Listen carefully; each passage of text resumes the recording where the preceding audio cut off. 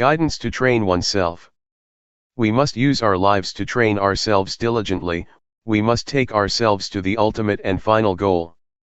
This is called an excellent life. If we don't train ourselves, it is easy to get involved in things. For example, if there is suffering, we suffer until we die. So we have to train diligently in order to overcome doubt, worry, sadness, anger, desire, delusion, etc. This is called following a good example. The characteristics of our thoughts are the same, they don't differ much. Whatever one is familiar with, one thinks about that, following our disposition and character. The environment has an influence on our lives. For example, someone is born in a good family but the environment is no good, and it gives that person information that is no good. The result is that that person receives bad information. A bad past leads life to delusion and bad actions. This is a law of nature.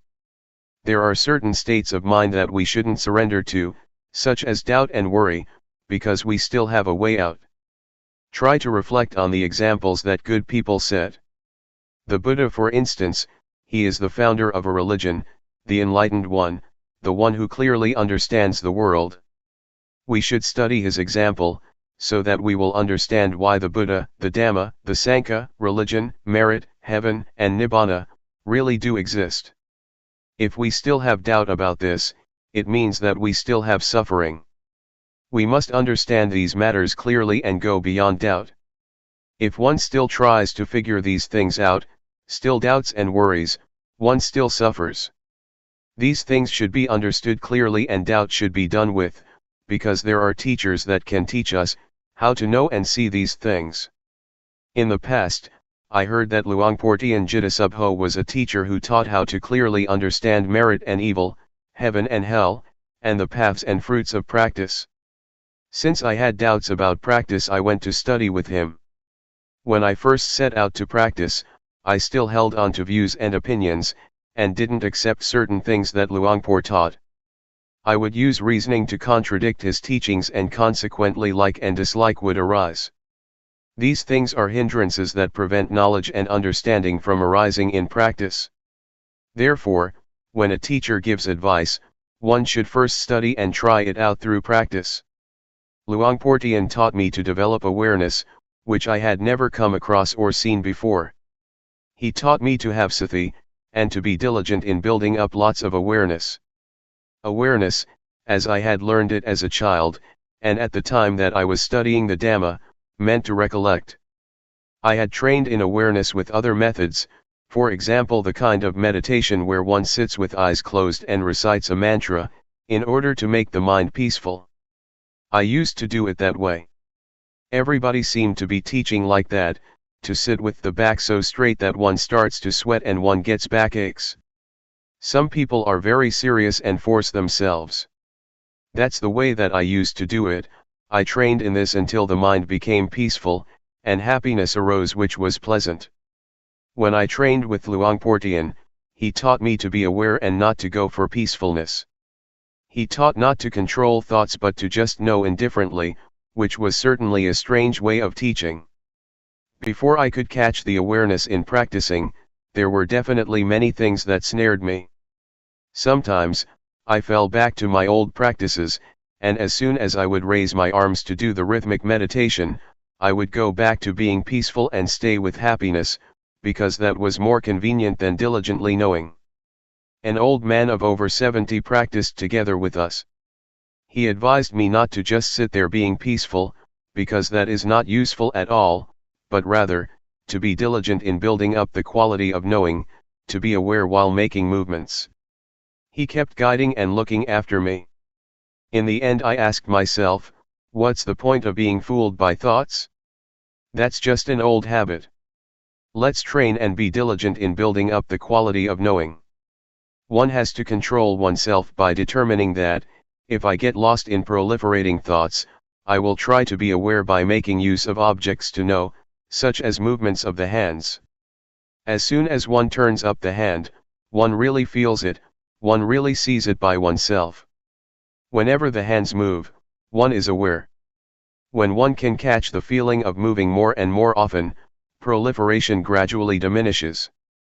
In this way, I got a foundation and really saw results. Previously, I used to think about the future and the past, but now concoction would stop on seeing thought, and I would stay with the present, stay with the movements. One really knows the movement of turning up the hand, one doesn't have to wait for even a second. One knows again and again, one really knows many times. When there is truly a lot of knowing, one becomes diligent in building up the quality of knowing continuously, just as when one keeps diligently working and gets lots of work done. So, if one really catches the quality of knowing, and one is really diligent in building it up, one gets plenty of knowing. It is useful to have lots of knowing, because whenever one gets lost in thoughts, going all the way into the past or the future, the quality of knowing pulls one back, so that one doesn't easily flow with thought. Whenever one is swept away with proliferating thoughts, one immediately comes back, one is really able to come back. We're able to train and give rise to the quality of knowing in the various postures, for example, while doing walking meditation, or making movements with the arms. Whatever you take hold of, know it. The breathing, know it. Just have only this quality of knowing, and you will have a foundation. Before, I used to stay with the breathing. I would recite a mantra and seek peace, I would force myself to be peaceful. It is useful to practice like that because one gets peaceful and understands what peace is. But when I reached the state of knowing, I understood that the state of being aware and awake is something different from peace altogether. Awareness gives rise to knowing, one doesn't stay with peace. When we blink our eyes, we can know, when we swallow saliva, we can know, moving a finger, we can know, breathing, we can know. Whenever we touch something, we can know. These are examples. Therefore, creating this quality of knowing is a kind of art. It can be created in all postures and movements. All it takes is that one puts forth effort to know what's happening within one's body. It is comparable to having a set of tools that one uses to build up lots and lots of knowing. If one does it in the right way, diligence arises. There is an old saying that says that it is as easy as rolling a boulder downhill. But if one doesn't do it in the right way, it is as hard as rolling a boulder uphill. When one does it right, one gets a foundation and one becomes diligent to practice and build up awareness, without anybody having to tell one tells oneself and creates plenty of knowing.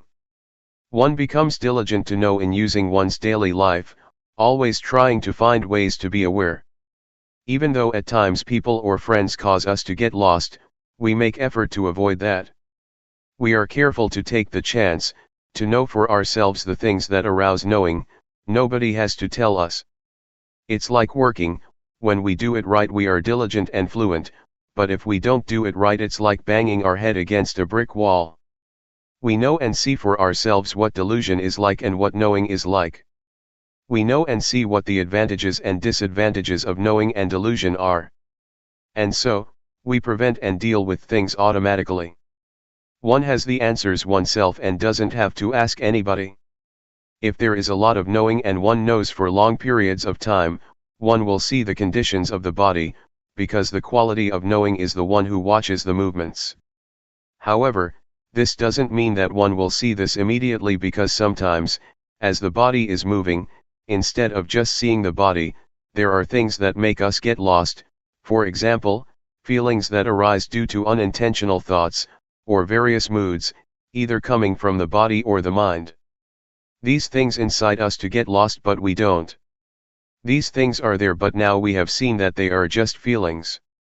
People who have trained in meditation before, will just meet with coarse feelings, and the refined feelings that exist in the body and the thinking mind, they won't see.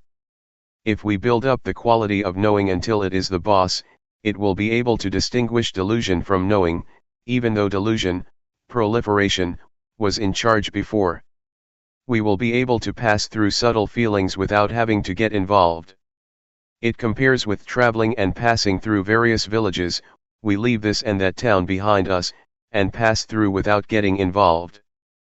But someone who easily loses awareness, is incessantly interested in the thoughts that come up, reasoning in every way, and loses a lot of time by thinking. Like, dislike, and all the rest of it arise. This is someone who is not determined to walk the path. The Buddha said that, someone who is heedful is awake when others are asleep. Such a one leaves foolish people far behind, just as a well-trained horse leaves a horse without strength behind. Not getting involved with proliferating thoughts that arise is like this: one moment of knowing is to be removed one moment from not knowing, from delusion. One gets further and further removed and one becomes skilled in knowing. It is easy to know. Before, it was easy to get lost, but when one trains oneself it becomes easy to know.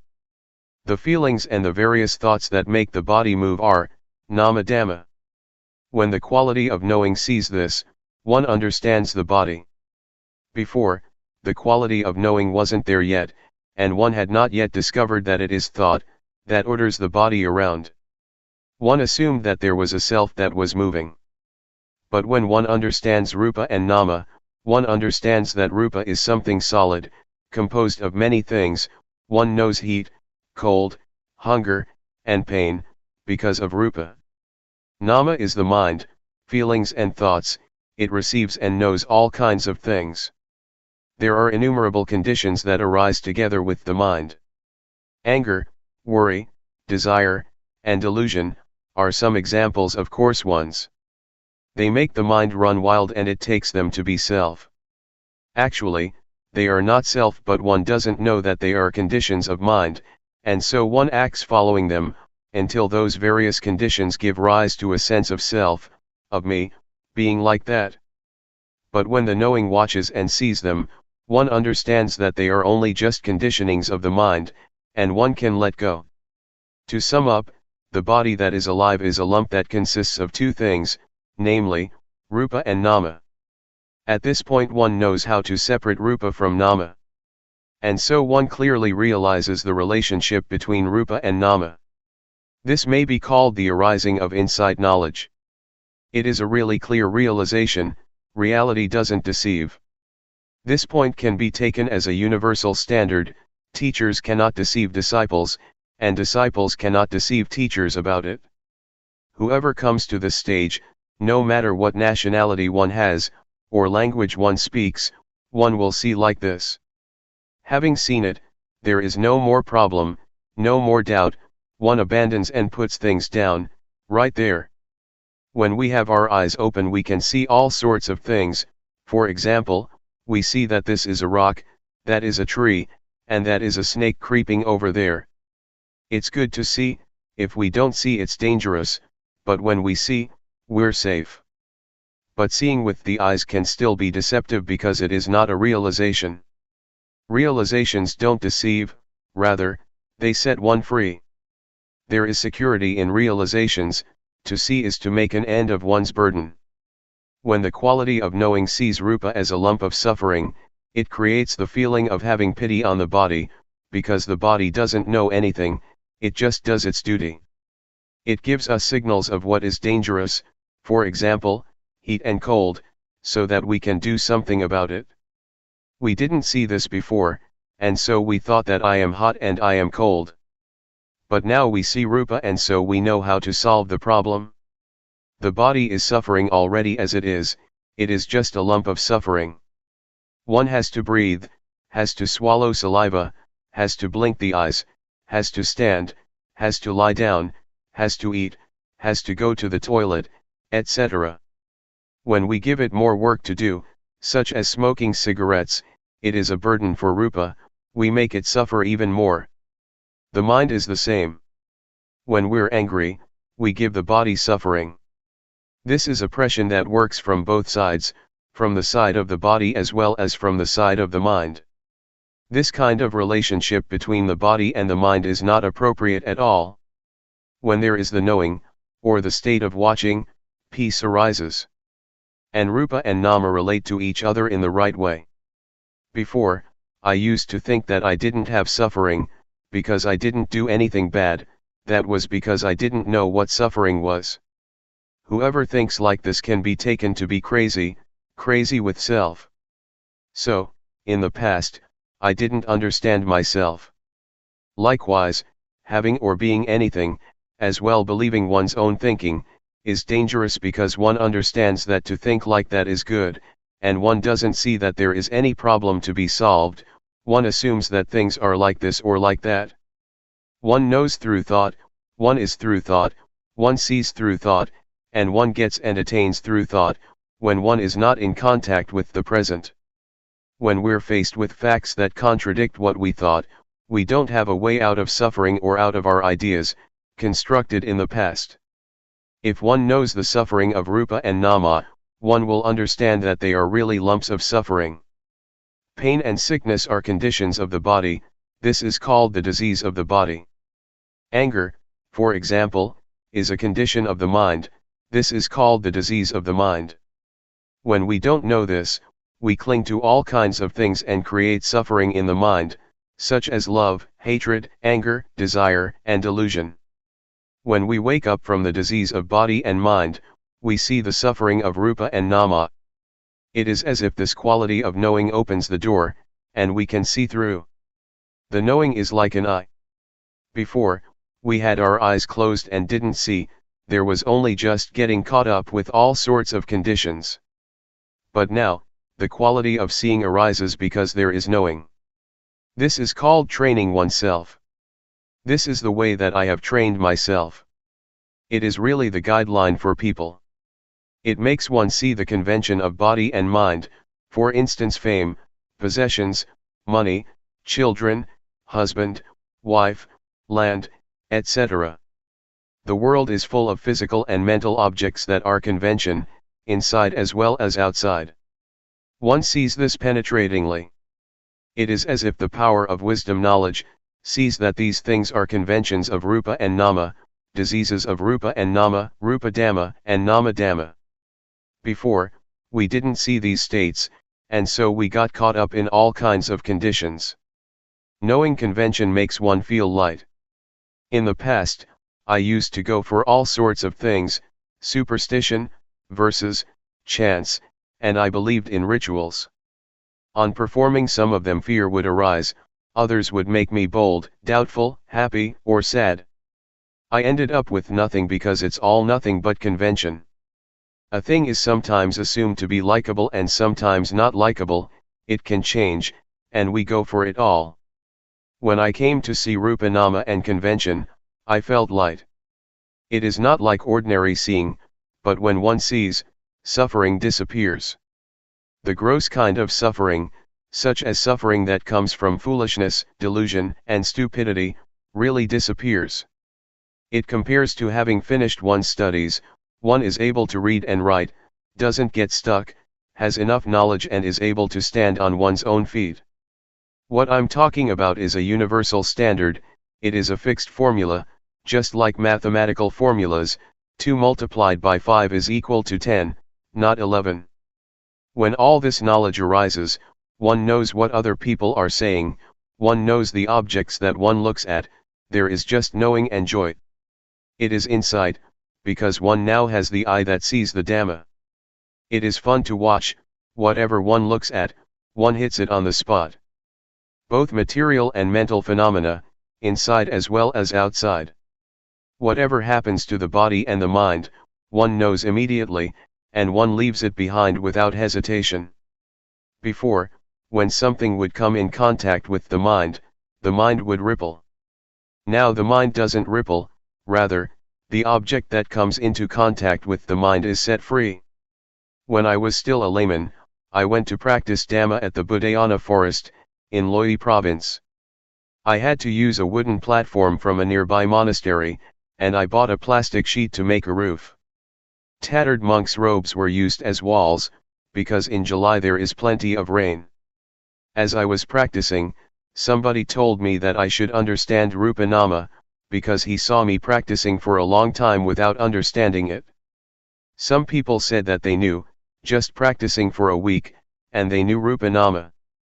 But I practiced for 2 whole weeks and still didn't know it. I thought to myself, I really have to see it in my mind, I'm not going to just remember others' words or figure it out with my own thinking. That's how Luangpor Teean taught, he taught to practice and see it for oneself. Next, I thought, Luangpor Teean used to say that he had made large offerings to the monastery, including building a ceremonial hall, all by himself. But I am a poor man, I didn't do all that. I probably don't have a chance to realize the Dhamma. These thoughts made me feel inferior and doubtful. Then I thought, but I've done some good things, maybe not as much as him, but I've made merit, built a monk's hut, and I am not a bad person, I don't have any stains of wickedness. I've always been virtuous because my parents are Buddhists and taught me to do what is good, and that's what I've been doing all the time. Especially when I studied superstition, I had to keep precepts, I couldn't gamble. My character was like this. Reflecting like this, made me a bit proud of my past because I was not an evil person, but why didn't I know the Dhamma? I asked Luangpor Teean, are there any practitioners who don't get any knowledge after having practiced? Luangpor Teean said, that has never happened. It seems that I am the first one, because after 2 weeks I still don't know anything, I remarked. Luangpor Teean walked up to me and grabbed my hand. I said, you have made merit and made offerings, but I have never done as much of that as you, I guess I don't have the merit to know. He answered, never mind, don't worry. Are you practicing sincerely? I said, I really am, Luangpor. Luangpor Teean said, practice here for 1 month. How much money do you get for 1 month's work? I answered, I get 1,000 baht a month. In those days I was a hired hand, making doors and windows for houses. This was building work, skilled labor, and I would get at least 1,000 baht a month. Next he said, if you practice for 1 month and you don't get any knowledge, I will give you 1,000 baht, I really promise you that.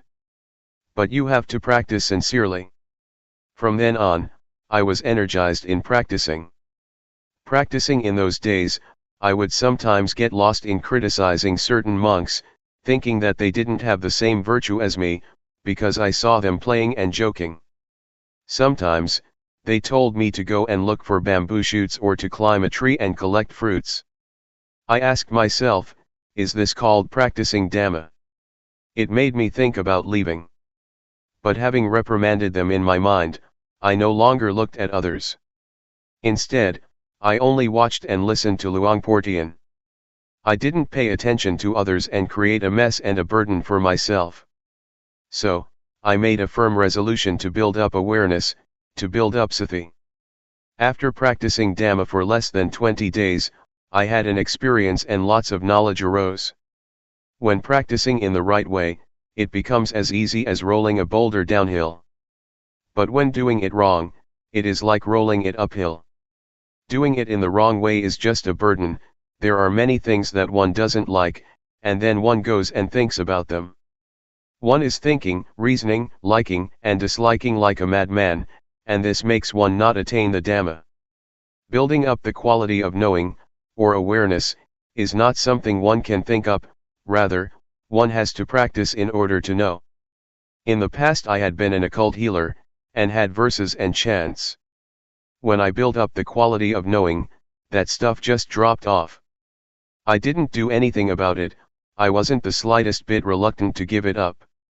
There was no more foolishness, delusion, attachment to rituals, and playing around with witchcraft and sorcery in my mind, from that moment onwards. I used to think that I was a magician, able to heal the sick. An invulnerability chant has to be recited until one feels that one's body swells up, and becomes so big that it squeezes against the walls, or until one perceives a razor blade as a blade of grass. Then one has reached the end of the recitation. To do this well, one has to recite often. Magic chants depend on recitation, they depend on training in psychic powers. Sometimes I would chase off ghosts, I would cut off their heads with a sword, making a loud sound. I've done that for many people. When I built up the quality of knowing, I stopped doing all that stuff. One day as I was practicing, Luangpor Teean came walking over and asked how I was doing. I answered him without being afraid of anything, I know Rupa Nama now. Luangpor Teean said, if you get understanding from practicing in this way, then do more of it. Try to keep up with thought, watching it. This refers to unintentional or sneaky thoughts. If no thoughts occur, then watch the movements of the body. Whenever thoughts arise, be in time to watch.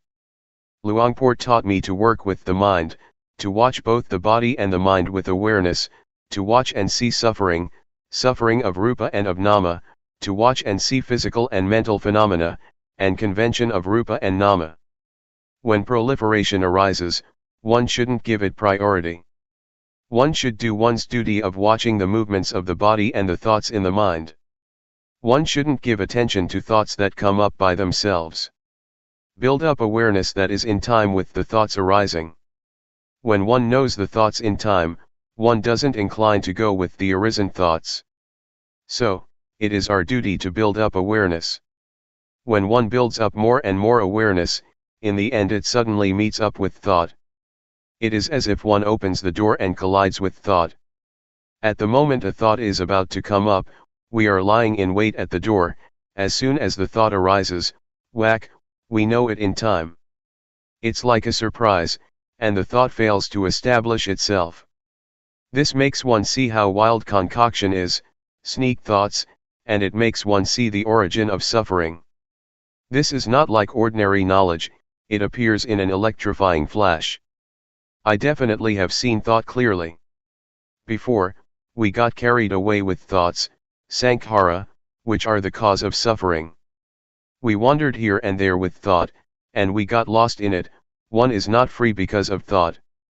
To give an example, a thought arises and one becomes afraid, one starts to think about something and one proliferates defilement and craving. We didn't see this clearly before. When I came to practice with Luangpor Teean, I clearly saw how bad mental formations are. It's like a dog chasing a deer, we were able to follow and keep up with the things that deceived. It is comparable to somebody who plays tricks, they have fun in deceiving people, but as soon as we see what they're doing, and we keep up with their tricks, we then know that it is nothing at all. They really can't deceive anyone who realizes what is going on. There are two kinds of thinking, namely, first, unintentional thinking. This is illusion, it makes one get lost, on thinking one is led along the wrong path. Second, intentional thinking, never mind about that, one deliberately thinks about something well, one makes use of thought and having finished thinking, that's the end of it. Intentional thinking is crystal clear, it makes one understand merit, demerit, and the nether realms, one experiences these things clearly. I can 100% guarantee that, by understanding like this, one closes the door to the lower realms. One can be said to be a human being. In the past I was still just a person, because I didn't see convention, I didn't see Rupa Nama. But when I could keep up with thought, I stopped being merely a person. I had more happiness than before, I no longer played about like before, it was as if I had reached the shore, to some extent. If one compares it to a trader, I was a trader in diamonds and got heaps of money. Previously, I was like a trader in kapok or fiber crops. What a mess, what a hassle. And I got only a little money, a little happiness and a little merit. I thought I would get merit from others or from doing this or that, just mind stuff. There is a shift that takes place in the mind on seeing thought. To go and proliferate as before makes one's hair stand on end. To see thought helps one to behave differently than before. I really saw it crystal clear. To suddenly meet up with thought makes an end to coarse behavior. Everything that is unjust disappears. It is like bowling, the pins all tumble over, one after the other. Suffering is comparable to fruits up in a tree. When we shake the tree just a little, the fruits fall down, but not all of them. Foolishness, crude forms of suffering and anger, desire and delusion are affected, but not a lot, they are just shaken up a bit. Being a human being means to be someone with virtue. When there is virtue, there is normality, there is peace. Samadhi refers to the mind that is in order. When there is order, there is no mess and the mind becomes tame. Wisdom means to know all around, to know how to solve things within oneself, to know how to liberate oneself and not to sink down, being caught up with all sorts of conditions, but to be free. This is how I knew, and later I understood other things as well, such as angels. To be an angel is to have a moral mind, not daring to act or think in bad ways. I understood Buddhism, and I understood the three characteristics of all conditioned phenomena, namely, that they are impermanent, without intrinsic value and not self. Seeing Rupa Nama, seeing the conditions of body and mind, and seeing all things as they really are, is like having a magic eye. One sees that all things are impermanent, it is like seeing the place to dispose of the conditions of body and mind, one used to cling to. The mind becomes clean because there is no rubbish lying about in it, there are no smuts of love, regret, anger, suffering, obtaining, losing, winning or failing. This state of mind is called, seeing the three characteristics. Merit is to have an upright mind. Religion exists within us. Evil has to be abandoned at the body, speech, and the mind. If one still thinks, talks and does bad things, to take refuge in the Buddha, Dhamma, and Sangha by reciting a formula, is useless. I didn't know this before, I thought that thinking was something refined, that whatever one thinks, nobody sees it. But in seeing it I know that unintentional thoughts are gross, they are dirty, and because of that I don't dare to think. When one doesn't dare think, how is one going to talk and act? So whatever is bad, I don't dare do it, not even to think it. This is called being an angel because one is established in the morality of angels. The kind of angels that one can really meet and see are the angels that arise in the mind, that is, one is afraid of evil, one doesn't dare to perform what is bad. As for the conventional angels, they refer to kings and important people, who have happiness and ease, without much suffering.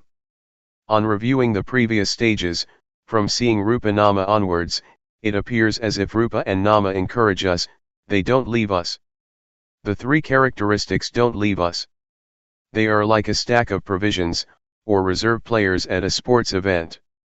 In other words, they are a big army. Seeing the stages all the way through gives us encouragement. One knows, sees, and understands the three characteristics, and it is as if they keep following one continuously. To be an arahant, refers to the mind that is utterly pure. When one enters the stream, that leads to nibbana, the angels come to praise one. It is only human beings that are able to reach the path, fruits of practice and nibbana. Therefore, human beings are considered to be the uppermost beings. It says in the scriptures that being born as a human being is a great gain. In the state of being human, the mind really rises higher. It is not just a matter of having 2 arms, 2 legs, and a head on top of the shoulders. That is still not a sure thing. It might be a spook, a giant or a hungry ghost. But practicing up to this stage, one really is a human being. When one walks to the plane at the airport, there are certain conveniences. On walking to the door just opens up for us, no need to open it yourself.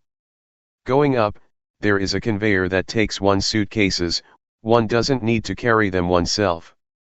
A Brahma god doesn't have 4 faces, as some will have it, rather, this refers to the qualities of loving kindness, compassion, sympathetic joy, and equanimity.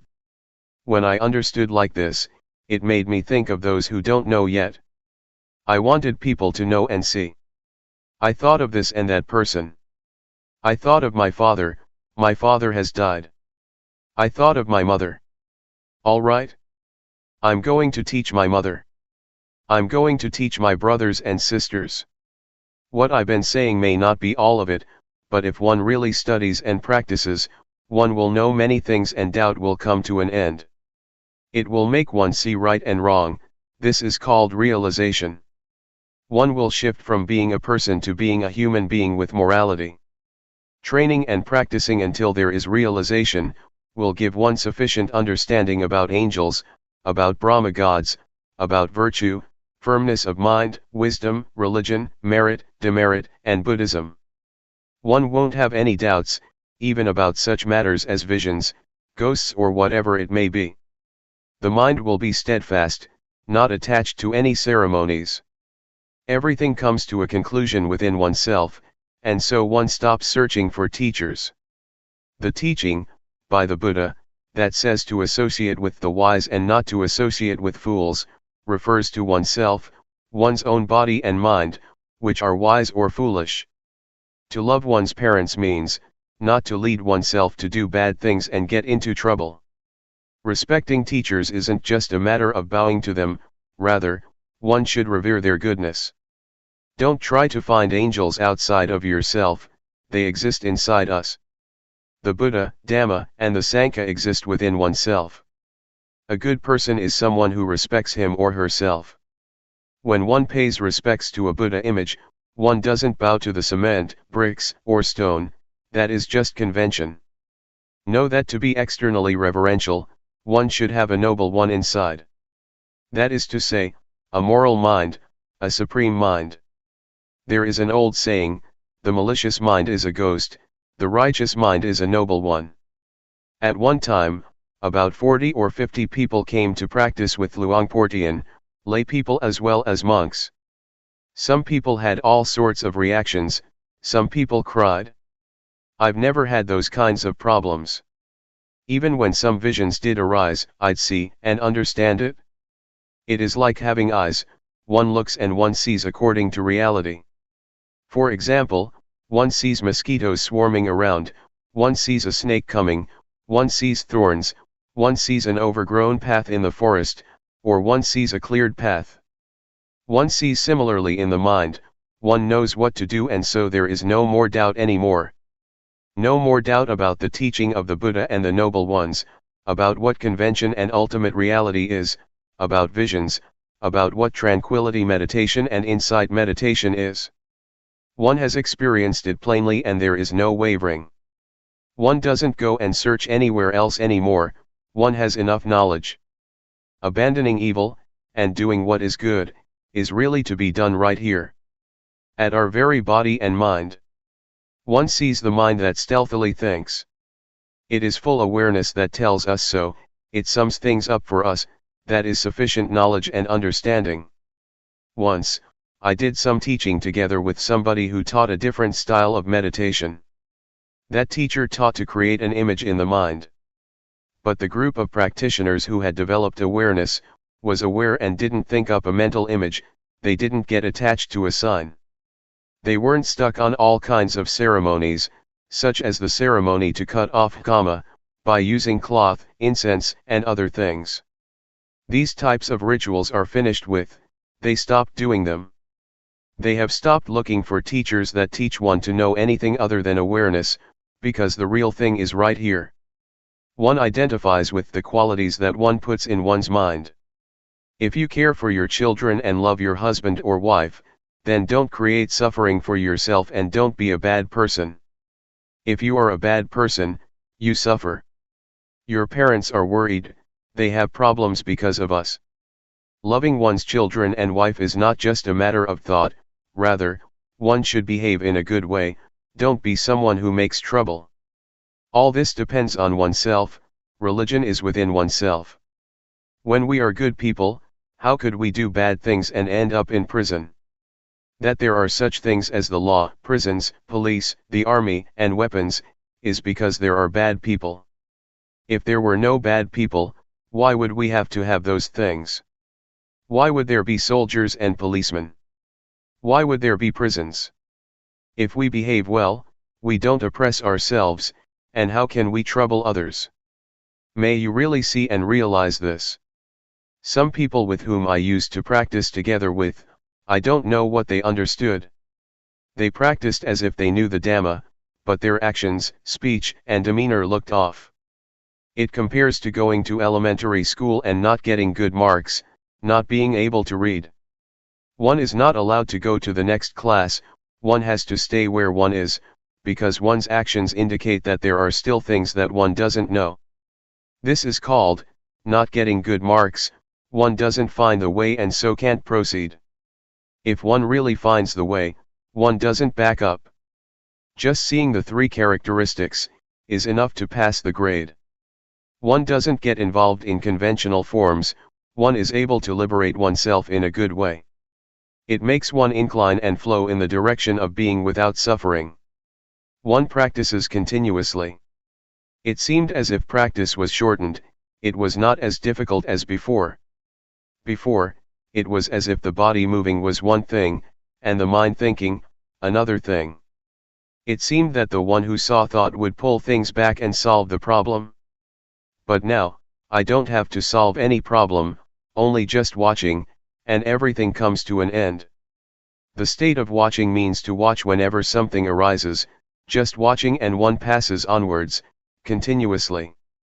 So, I came to understand, I came to see that this is the path to overcome suffering, this is the living of the spiritual life. The state of watching is not stained by anything at all, because one doesn't get caught up, one just watches. And so, one is not involved, one is able to pass onwards all the time through seeing in a pure way. The state of neutrality means that one is not caught up in happiness or suffering. There is just watching, one sees happiness, one sees suffering, one sees knowing, one sees not knowing, one sees peacefulness, whatever happens, one sees all of it. One sees inside and outside oneself, not getting caught up. Even when people abuse, blame, or praise us, we just watch what happens. Whether it's cold, hot, or one is hungry, there is only just watching. This state of watching makes one extremely nimble, it makes one pass onwards. Having reached this point, one has a very high degree of agility. Like a car driving on a deserted road, there is no need to be careful. But when one gets to a road that is not deserted, a road where there are people, one is able to immediately use awareness and wisdom, one doesn't run away from society. Compare it to driving your car in the city, one knows which one the highway is, and which are the minor roads, one knows the red lights and the green lights, one knows the crossroads and one knows what's happening on the right and on the left. This makes for safety, this state of watching doesn't get stuck and no accidents occur. There is such a thing as mental traffic, for example, having thought something, there is concoction until a mood arises. But when awareness and wisdom are there, one passes it conveniently. Similar to a car passing, it's easy. There is no traffic to get stuck in, it's like a highway, freeway, or expressway. It's the same thing with training cows or buffaloes to pull a cart. Some cows that have been well trained, come walking over as soon as one raises the cart up, no need to force them, no need to tie them with ropes, no need to beat or whip them, they are ready to pull the cart home or to the barn. They are able to avoid stumps all by themselves and they know where to turn right or left. The state of watching sees. When one sees often, one becomes more and more experienced until one is a champion. Compare it to a sportsman or woman, who has played until he or she is skilled at what they do. Or an artist who has performed many times. A professional worker has to be skilled likewise, they must be able to use their tools to create a beautiful and artistic house. Developing awareness is the same, if one trains and practices a lot, one becomes so skilled that awareness turns into Mahasathi, full and automatic awareness. Talking in terms of power, Sathi has lots of power. It is similar to flooding water, that is able to sweep along the rubbish from the banks of a river or stream. The power of wisdom knowledge is the same, when there is lots of power, one doesn't have to make effort. It's comparable to a tractor, it clears the land completely. Wisdom knowledge is like that.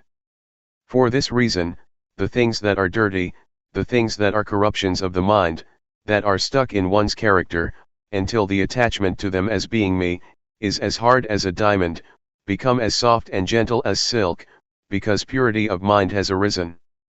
The three fetters of 1. Self-view, 2. Doubt, and 3. Attachment to precepts and practices, are not just things in the scriptures, they exist in all of us. The 84,000 teachings in the Tripitaka, ancient Buddhist scriptures, exist in us, here. They are to be found in this fathom-long living body. The nature of our actions depends on our minds. One may be a spook, a giant, a devil, a hungry ghost, a human being, a person, an angel, or whatever, it all depends on our very minds. The state of watching and seeing doesn't get caught up, there is just watching and seeing continuously. In the end, self-view diminishes, that is to say, the ego diminishes. The state of watching continuously is the state of normality, therefore, virtue arises within one. It helps to destroy anger, desire, and delusion, which presently exist in us. Actually, those are the gross defilements, they are still there, but not fully, not 100%. A worldly person has 100% anger and gladness. When awareness has been developed, gladness and sadness gradually diminish. This indicates the quality of awareness. We both have moods of liking and disliking, wanting and not wanting. The state that clearly sees those moods indicates whether one is a noble one of low or high caliber. One can measure it with this. One shouldn't measure it by external forms or characteristics, such as whether one is ordained, how long one has been ordained, whether one is famous and has a title, which means in the world being this or that, that's not it. Rather, it's a matter of how level the mind is, how much does it go up and down. Is there much variation? If one still goes overboard with laughter when one is glad, it means that one has 100% gladness. This is called still being a worldly person. The state of seeing is like this. It doesn't get caught up in anything, but it is neutral, it is normal, and therefore, it is real virtue. To determine to observe precepts is external virtue, one looks after it, in order to live together in society, which is a good thing.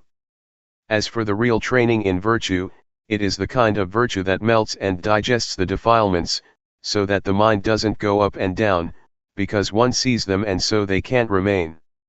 Doubt and attachment to rituals are abandoned, because one understands that everything is dependent on our actions, it is not an external matter.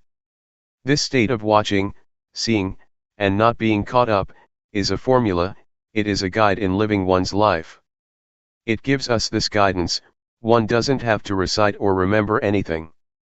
The quality of buddho doesn't arise from reciting the word. Buddho means to know, to be awake and to have a joyful mind.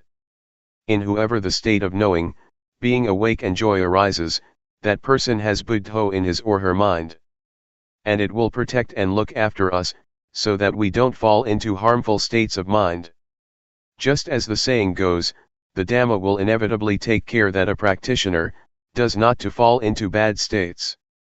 The Dhamma yields results, if one really knows and sees the way that should be known and seen. The more one studies, the more one sees clearly. Confidence will arise as well as deep devotion to the Buddha, the Dhamma, and the Noble Sangha. The state of realization and clear knowing is Vipassana, insight. So, insight is not about seeing colors and lights, heaven and hell, externally. Heaven and hell exist in our very minds. One shouldn't pray to angels, to come and help one in this and that way, that is appropriate for someone without a refuge, who hopes to find an external refuge in an illusory way. Being an angel means that one's mind has a sense of shame of wrongdoing. If everybody were to have this quality, there would be no need for prisons in our country, because everyone would protect themselves and no one would create suffering for others. So, seeing clearly in this way makes one abandon self-view, doubt and attachment to rites and rituals. It means that one turns around and solves problems within oneself. This state of watching makes one pay respects to the qualities of the Buddha, rather than to a golden image. It makes one pay respects to the characteristics of the Dhamma, rather than to books, and it makes one pay respects to the virtuous qualities of the noble Sanka, rather than to robes and a shaven head. The meaning of the word pra, monk, is an excellent person, someone with a good heart, that is to say he or she doesn't get angry, doesn't desire and doesn't get deluded. The kind of thoughts that say, he insulted me, I won't give in, don't exist in someone like that. There is just letting go, and understanding arises, clear seeing, until there is no anger. Getting and losing, happiness and suffering, praise and blame, are ordinary things in the world. Nobody can be their owner. And it is the same with sights, sound, smell, taste, bodily sensations and mental phenomena. They are things of the world, they belong to the world, they are not ours. Even sight, sound, smell, and taste have a worldly flavor to them. People don't know or understand it like this, and so they always have a sense of lacking something. For example, one is a slave of desire. The state of watching and seeing makes one feel satisfied, there is a sense of enough, there is no lack of anything, no shortage, and how are we going to suffer? Therefore, when there are virtuous qualities in all of us, we don't get deluded, we abandon evil, do what is right and our minds are pure. The state of watching helps to cut down on things and it makes us understand. It makes us able to overcome suffering. What it comes down to is, a handful of Dhamma. The Buddha once compared his teachings to a handful of leaves. So, understanding the Dhamma, is not something difficult for someone who has reached the state of watching. This is true regardless of whether one has studied or not, because attaining the Dhamma is not connected at all with studying. Rather, it is a matter of training oneself to let go of what is bad, to do what is good and to purify the mind. That is what Dhamma is. Awareness or the perfection of awareness is not to be found in books or scriptures, it exists inside us. Don't be afraid of the ghosts outside, the ghosts are in your mind. In the Sutta, Discourse, on Auspiciousness, the Buddha said, not to associate with fools, to associate with the wise, and to revere those that should be revered, these three things are the highest blessing. A fool here, doesn't refer to Mr. A or Miss B. Gamblers, flirters, people who go to bars and nightclubs, people who drink, etc., are called external fools. But the real fools are inside of us, they are our thoughts.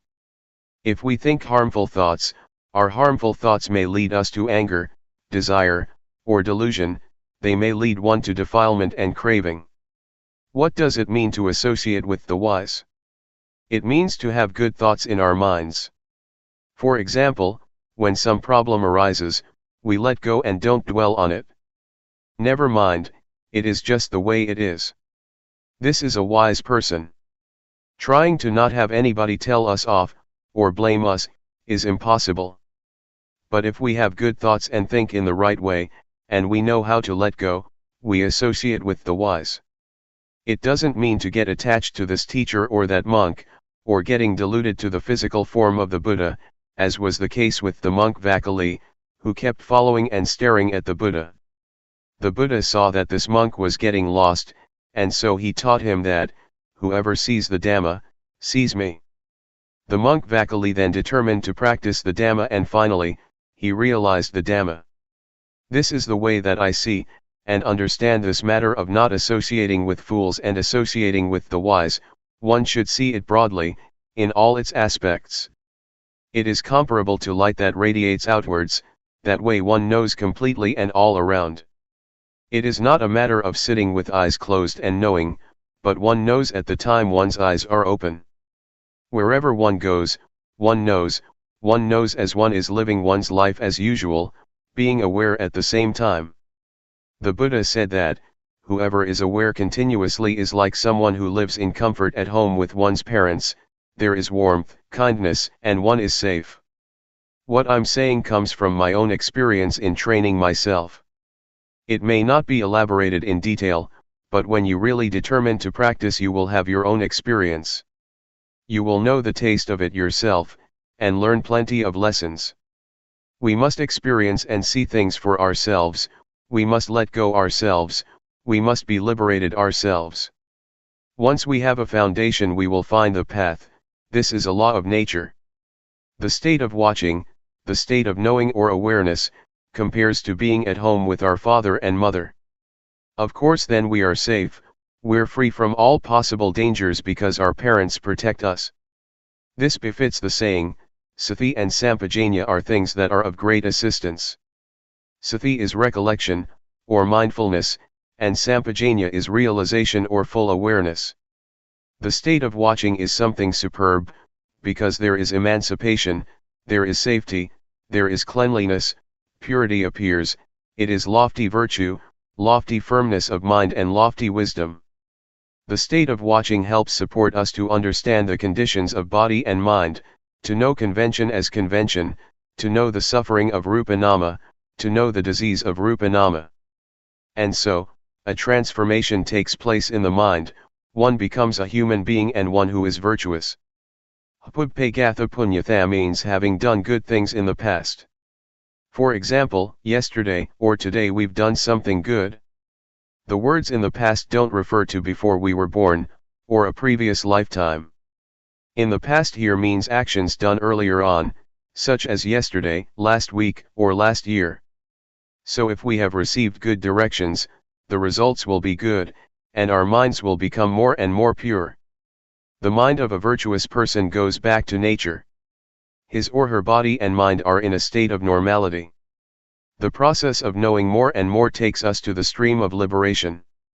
It doesn't flow backwards, it goes in the direction of the path and fruits of practice, it goes towards being a noble individual, namely a stream enterer, a once returner, a non-returner, and an arahant.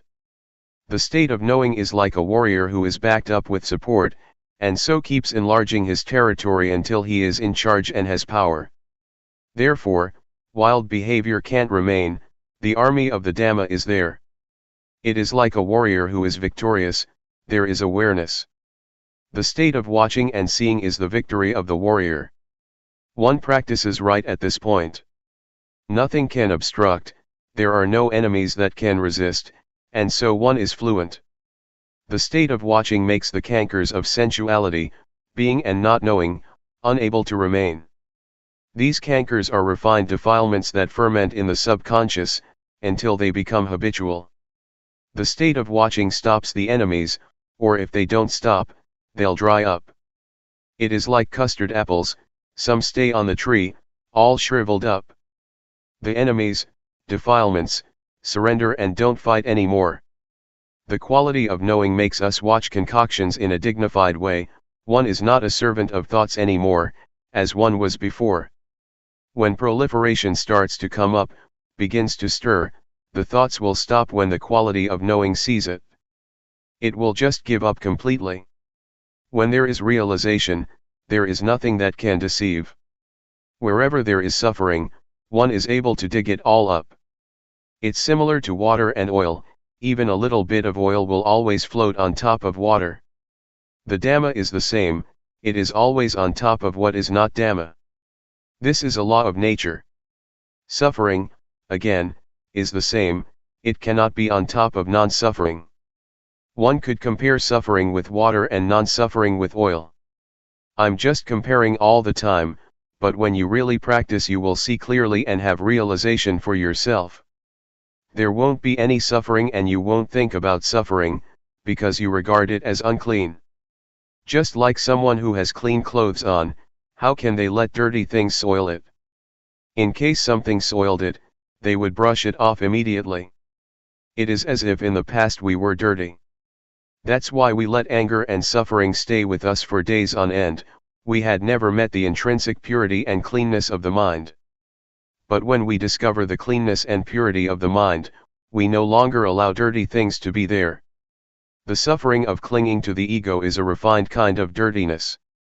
Originally we didn't know that, but as soon as we really know that this is dirty, we pass through and overcome it. In this way, we're able to erase the ego and make it fade out. This state of watching leads to justness, and when justness arises, one has a proper standard, one takes it as a principle and a guideline or compass for living one's life. The state of watching and seeing makes us cross over the cankers of sensuality, being and ignorance or whatever states are the cause for wanting to be and have. The mind is liberated continuously. In the scriptures it is mentioned that, a stream enterer and once returner, first and second stages of enlightenment, are people who still get reborn, that is to say, after death they are reborn in order to strive to be an arahant, fully enlightened one, in the future. But I understand the word rebirth to mean thought, interest or whatever causes interest. When one has overcome that, one doesn't go back and think about things many times. For example, the eye sees a form or the ear hears a sound, as soon as one perceives it in one way or another, one reaffirms it, and thinks about it again and again until, for example, craving and lust arise. For a non-returner there is only one life, this one, which refers to thoughts that sneak in just once, and they won't go back to think about old stuff.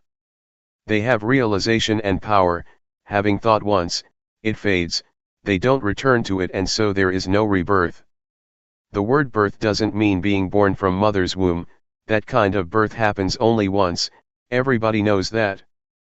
But being born here, is the birth and death of Namarupa, in other words, the endless arising and passing away of the feeling of self. The Buddha said, before I attained insight knowledge, I wandered around through samsara, the round of transmigration, for countless lifetimes. I searched for the house builder, that is to say, craving, the thing that creates being. Being born is suffering each time. The words countless lifetimes stand for the arising and passing away of Namarupa. The collected birth stories of the Bodhisattva, a being striving for Buddhahood, refer to this. It doesn't mean that the Buddha was born as a rabbit or whatever in previous lifetimes, but there is nothing wrong with that explanation. The birth of a non-returner is a thought arising, which they immediately leave behind and annuls, so that nothing remains. It doesn't have value for him or her, and no karma is created. Such a one is not a servant of thought, they are free. They relate to things as being me or mine, only very little. Those things drop off.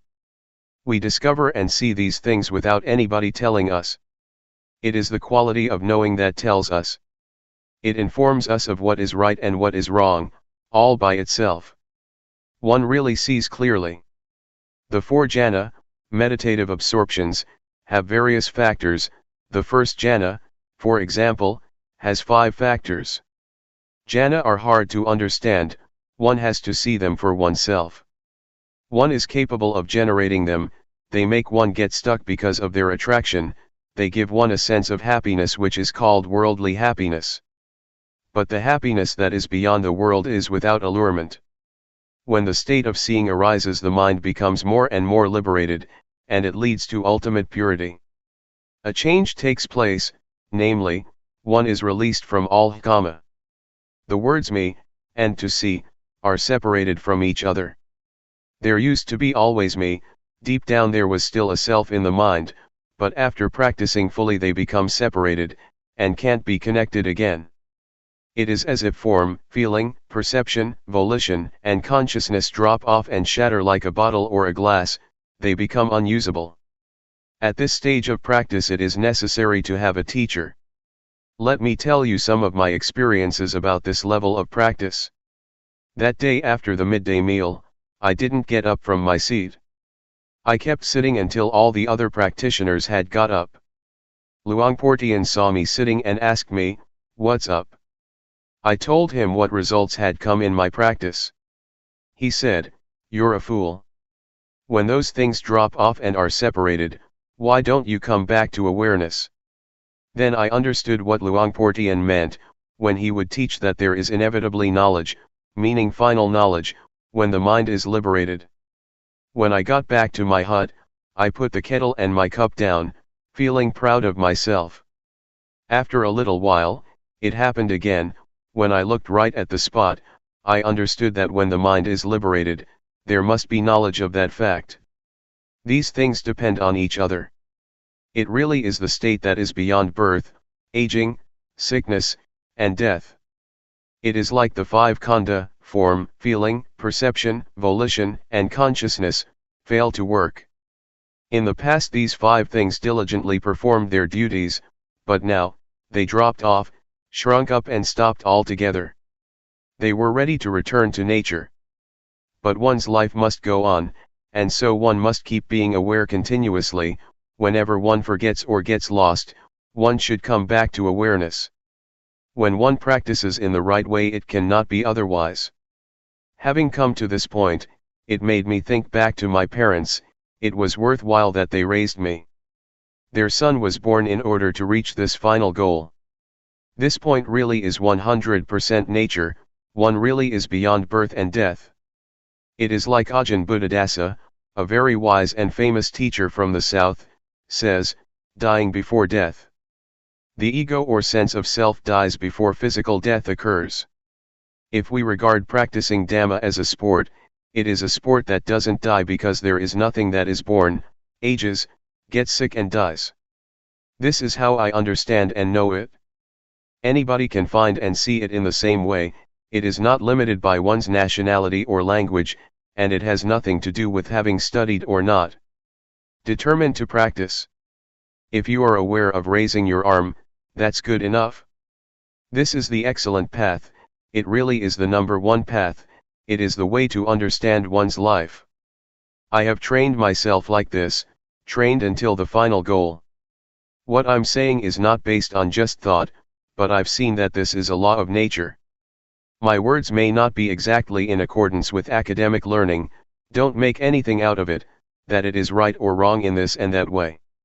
Don't use reason to contradict things, even though that may be right, rather, take these words as advice to study, to know, and see. May whoever has knowledge and vision about this, help to spread it out, not in order to oppress anyone, but to help bring about confidence in the teachings of the Buddha, so there may be firm conviction that, the Buddha, Dhamma, and Sangha really exist. A sincere practitioner will get results, he or she will really know and see, and will really get rid of suffering in this lifetime. It is the genuine norm of life, it is the essence of friendship. Nothing changes, there is just straightness. May your life culminate in this point, and see that your life is just processes and conditions. Processes means, the body has to eat and go to the toilet, it has to lie down and sleep, it has to talk, these things have to be performed according to worldly conventions. Use your life in the ordinary way, like this, don't be angry or suffer until you die. Teachers in the past used to say, don't think that it is this or that person, who is talking about the Dhamma, don't have faith in the person who talks, and don't write them off either. These days, the faith of Buddhists is rather poor. People tend to have faith in this teacher or that Luangpor, and go to an extreme. But as soon as something happens to shake their confidence, they are heartbroken and disappointed. This is not right. We should have confidence in the Dhamma, we should use the Dhamma to develop the quality of our lives. Don't be attached to my teacher and my Luangpor, because that kind of faith doesn't lead to progress, rather, it is faith that makes one shrink back. When you understand like this, experiment with practice and take your actions as the criterion. When you do that and you see results, there will be confidence. It is not that one has faith because someone says the right things, faith because of someone's character, disposition, and demeanor. This kind of faith is dangerous, because it is not the confidence as was taught by the Buddha. At one time, after the Buddha had expounded the Dhamma, he asked Sariputta, the monk who was his chief disciple, do you believe what I'm saying? Venerable Sariputta replied, no, I don't. The monks who were sitting there all criticized Venerable Sariputta, saying, he doesn't even believe the Buddha, and they protested in the midst of the meeting. Next, the Buddha asked Venerable Sariputta, how do you see things? Venerable Sariputta respectfully addressed the Buddha, saying, I do not believe the Master, because what you have elucidated I know, see, and have realized already. Therefore I do not have any doubt on this matter, and there is no need to believe anybody anymore. Then, the Buddha spoke to the monks. Take Venerable Sariputta as your example. And so, one should experiment and practice with teachings, until one is Dhamma. If one still has anger and suffering, it means one is unable to solve the problem. Anger and suffering are not selves, but it is us who get lost. If we didn't get deluded, there would be no anger and no suffering. Only two things exist in our lives, namely, knowing and delusion. Do we spend more time with knowing or with delusion? We have to reflect on this for ourselves. If we still stay with delusion, we'll have to experience suffering and anger, for example, that's only natural. If we stay with the quality of knowing, we won't have anger or suffering. How can we stay with knowing? I have a method for all of you to try out, study and practice with. I'm not just telling you stories. I'm able to arrange a place and food for you, you don't have to pay for anything. This is because there are people with faith, who have offered money for food, for people who are interested to come and practice. In 1 year, as much as $1, in 1 month about $100. To lead retreats is my job, which I do fully, as skillfully as I can. I will be there as your friend. This age is the golden age. The Buddha, the Dhamma, the Noble Sangha, the paths, the fruits of practice, and Nibbana, really exist. You can experience them in your life. If you are aware, it means that you have the sprout of enlightenment. The Buddha is not separate from awareness, this is the sprout of enlightenment, that will grow up later on. May all of you be assured that you really are able to discover the truth in your life. To sum up, training oneself means to train in developing awareness. Awareness is the standard. It has the highest effectiveness, up to the point that one is able to reach the state of being the watcher. Awareness makes the mind pure, it is the path, it is the whole of the practice. Someone who is aware has achieved being the watcher in the right way. As it says in the scriptures, the final instructions of the Buddha. As long as bhikkhus live in the right way, the world will not be void of arahants. Don't think of this matter as being very difficult for you, because you're able to do it. You're able to be it. When one lives in the right way, one doesn't get caught up following one's proliferating thoughts. Instead there is neutrality, no gladness and no sadness. The state of watching takes one to this point, the point where there is no happiness and no suffering, no love and no hate, no like and no dislike. On reaching this state, one is beyond the world, it is called Lokuttara. As for the word Lokiya, in or of the world, it means that one has a sense of self because of one's concoction, there is like and dislike, one goes for happiness and suffering, and one takes on gladness and sadness. If one practices in the right way, the mind will settle by itself. Living in the right way doesn't mean that one has to stay in a forest, but if one has continuous awareness, it is called living in the right way. It is not necessary to go off to the forest, to sit with eyes closed and walk in a very concentrated way, that's not it.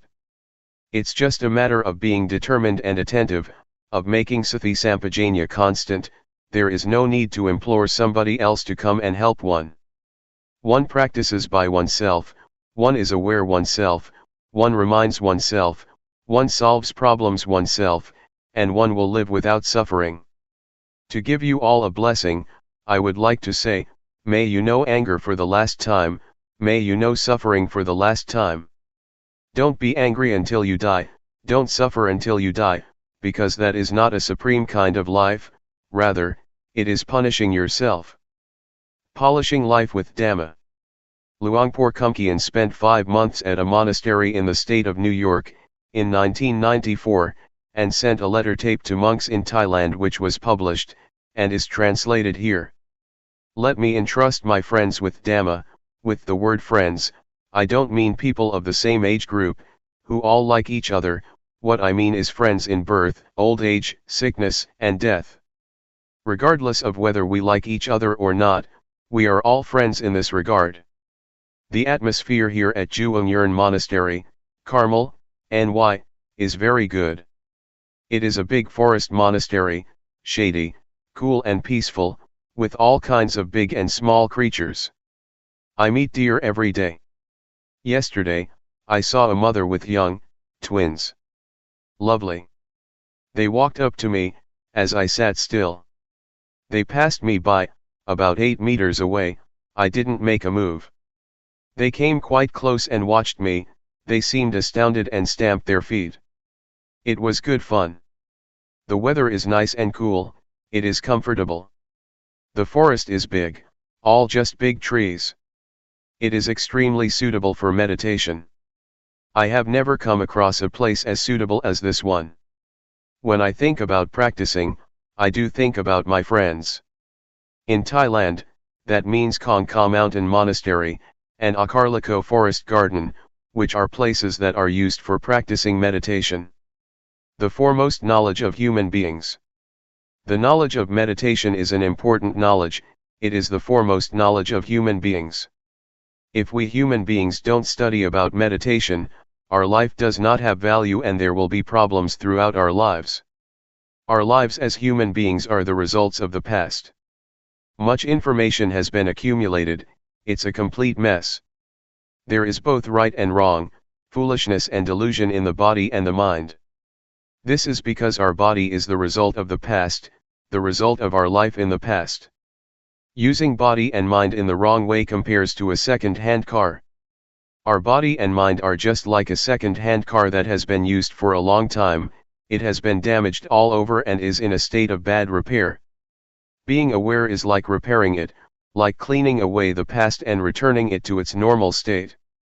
Awareness is like a garage for fixing up life, and bringing the body and mind back to normal. This is called meditation. Meditation is making things better, it doesn't mean reciting a mantra, meditation is fixing things up. Making the body and mind better, more normal. Whatever is not normal is cleaned up and discarded. What remains is normality, this is meditation. The method of meditation. The method of developing meditation, especially the method of developing awareness as taught by Luangpor Teean, is a way that is straight, it is a shortcut, it is extremely appropriate. I have never heard of anybody teaching like this. Previously, I studied all about meditation, I practiced with closed eyes and recited a mantra, until the mind became still and peaceful. I would sit in peace for 1 or 2 hours, I was attached to the peace and happiness. Sometimes, visions would appear, sometimes I would use magical verses or imagination to help the meditation. I played with these visions and imaginations but I was attached to the peace and happiness. I valued it highly and cherished it a lot, I dearly loved the peacefulness. Wherever I went, I would think about it, when I was in the fields, I would think about my meditation room, I wanted to sit in peace. Some days I really had an appetite to meditate. As soon as I got home I would have dinner and go into the meditation room, before I had sat down properly, I was already peaceful. It would happen in an instant. It was bliss. I practiced like this for over 10 years. I was stuck. I thought that I was doing the right thing, but when I met Luangpor Teean, I was told to sit with eyes open, to make movements, to be aware and to be diligent in knowing. A strange teaching. Sometimes, I couldn't accept it and I didn't like to make movements with the hands and arms, it wasn't as good as sitting there in peace. When I first trained myself with Luangpor Teean, there was conflict and I had lots of reasons for it too. But as soon as I determined to train, and practiced a lot, things became clear.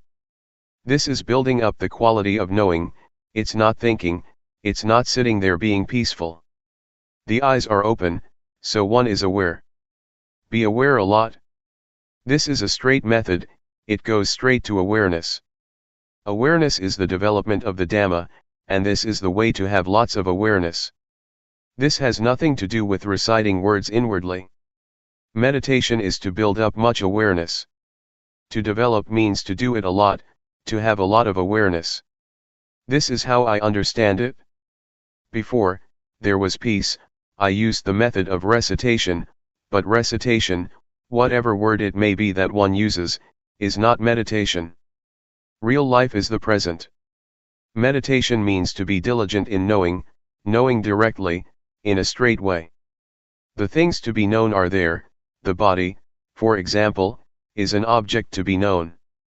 Why is it that we must always focus on knowing? Because our minds instinctively rush out ahead and rush backwards. There is just future and past.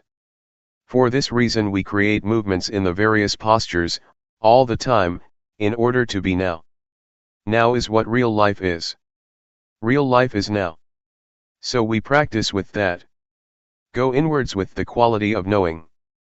Directly and straightly. Know meticulously. Make it very clear, don't let there be vagueness.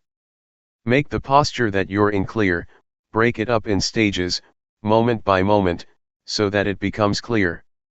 It is similar to training in writing. At first one writes the A and the B precisely and clearly, in detail.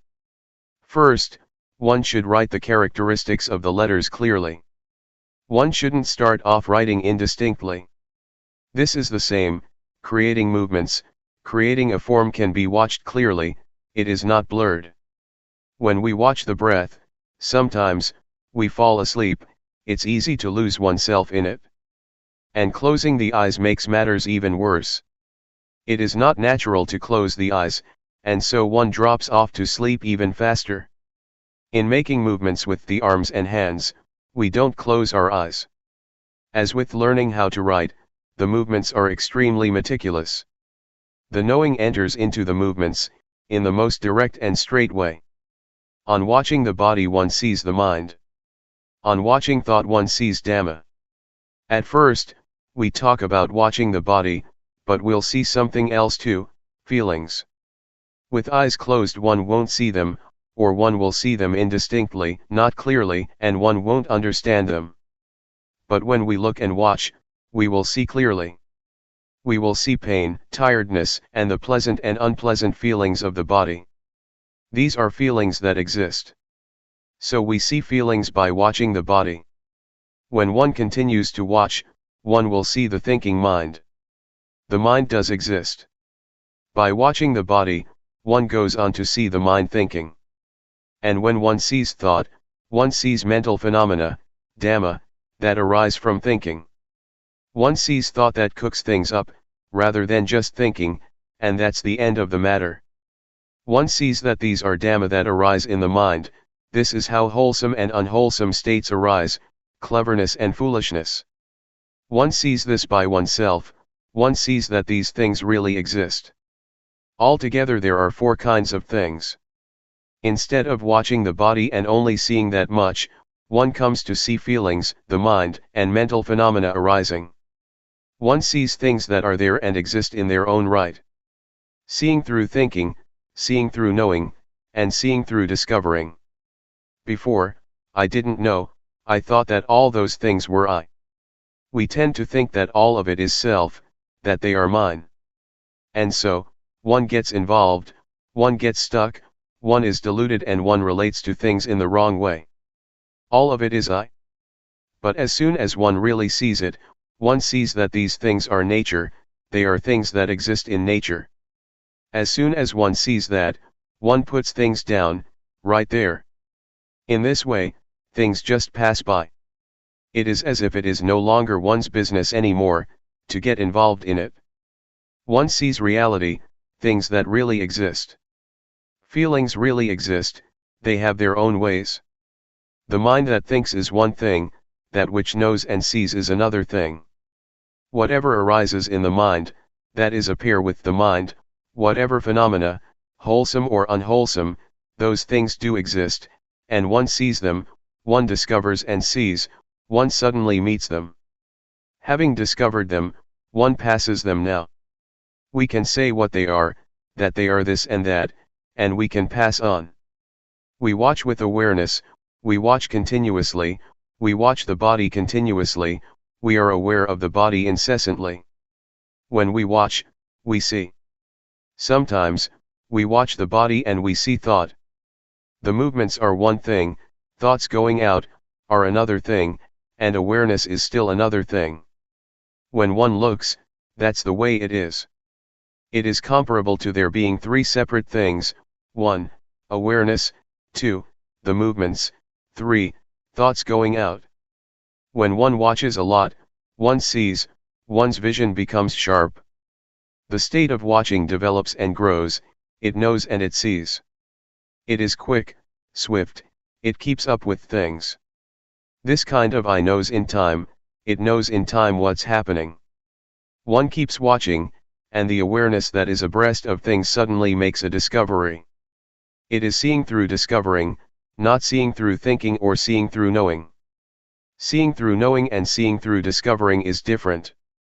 Seeing through thinking is far apart, seeing through knowing comes a bit closer, but seeing through discovering meets things in an immediate way.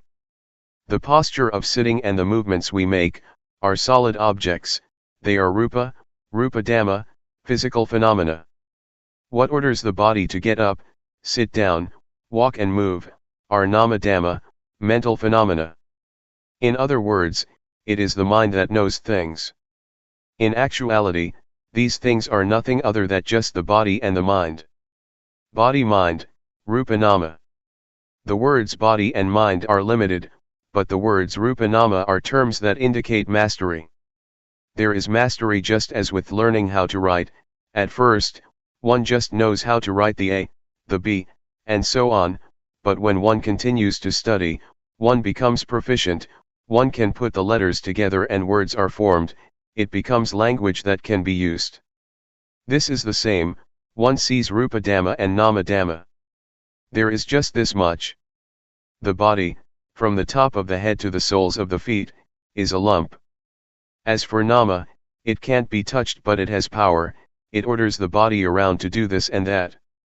It is the boss, the body is the servant.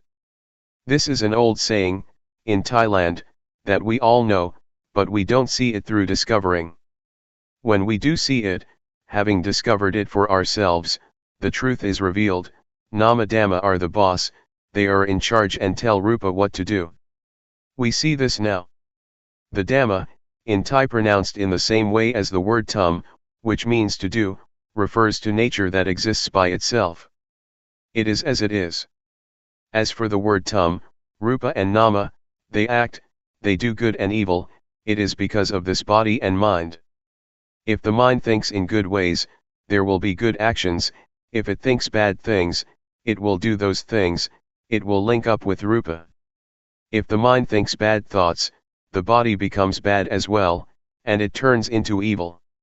If the mind thinks good things, it will order the body to do good things. The result is wholesome and meritorious. One sees now that the cause, the principle, the foundation, is to be found here. Good and bad actions are rooted here. One sees that it is like this. One becomes clever and skilled in this way.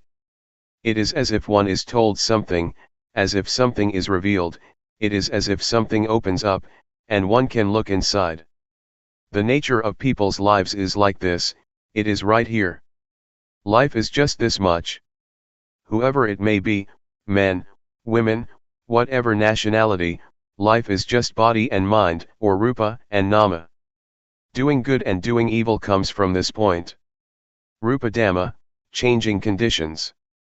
This much is still not enough, one will still see more deeply. One sees that rupa dhamma are nature, the nature of rupa is to be formed as a solid lump, according to nature. There are changing conditions in rupa, such as heat, cold, pain, and tiredness.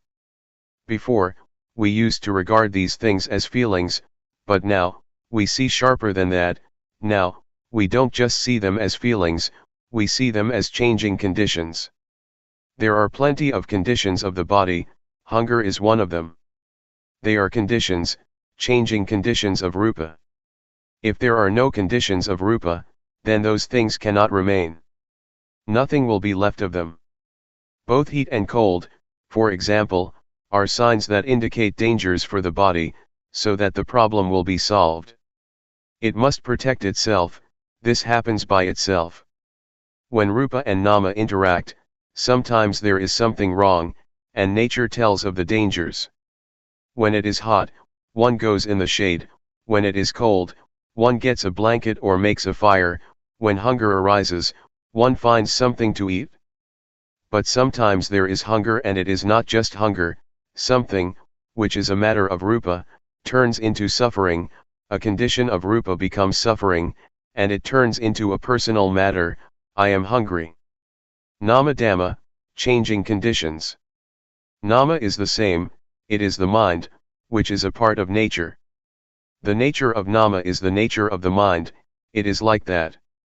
But there are certainly a lot of conditions of mind, thoughts etc. They are called cetasika, things that arise with the mind. The mind itself isn't anything, but it thinks this way and that, it knows this and that. Sometimes things arise because of thought. Defilement, craving, lust, anger, desire, delusion, happiness, suffering, like, and dislike, which are conditions of mind, arise through concoction. They are conditions of Nama that exist, these things are related, they are connected. Before, we thought that all those things were self, anger is me, happiness is me, suffering is me. But in reality they are changing conditions of Nama. As soon as we see this, we have a foundation, we have a base, and there is normality. Before, those things were problems, our bodies and minds were the results of problems, of misunderstanding. As soon as one understands, the state of normality arises. The beginning of wisdom. One sees the stream of Dhamma, of normality, there is realization, there is wisdom. To know like this, is a level of wisdom. It is like turning up something that was overturned, or opening something that was closed. One really sees Rupa Dhamma and Nama Dhamma clearly. This wisdom spurs us on to watch and see all the time, this stream of wisdom informs us. It is comparable to going to the airport, when one goes to the plane, everywhere doors open automatically, and the footpaths are convenient. The stairs roll up or down, no need to do anything, it is comfortable. Going to the toilet, the water starts to flow as soon as one sticks out one's hands in the sink. It is convenient. This kind of wisdom is similar, it urges one on to watch and see, and it becomes easy and convenient in line with the amount of wisdom one has. Just watching the body makes one see. The eyes are sharp, they have been developed. Just like an artist, one watches something and that's the end of it, finished. One sees right and wrong straight away. Sometimes, even before one sees it, it has ended already. It is powerful, it has power. It is a level of wisdom knowledge. Just doing this much, and wisdom knowledge arises. One is able to clearly know and penetrate things, by practicing like this. Seeing suffering, throwing off a heavy burden. Keep watching the body with awareness, and there will be progress in the development of awareness. Awareness will see the suffering of Rupa and Nama. Rupa is a lump of suffering, one must breathe, one must swallow saliva, one must lie down and sleep, one must get hot and cold, one must eat, and one must go to the toilet. This really is suffering of Rupa, it is a lump of suffering. One awakens to suffering and has pity on Rupa. Before, I was addicted to cigarettes, wherever I went, I carried cigarettes with me, I always had a cigarette in my mouth. When I saw suffering, I had compassion for Rupa, smoking just dropped off. To breathe in and not to breathe out is suffering, to breathe out and not to breathe in is suffering, to eat and not go to the toilet is suffering. This really is the suffering of Rupa. How could one add more on top of that, by making it do this and that? The hands can't stay still, they restlessly move about. This makes one see suffering, a lump of suffering. I felt so sorry for Rupa that tears flowed.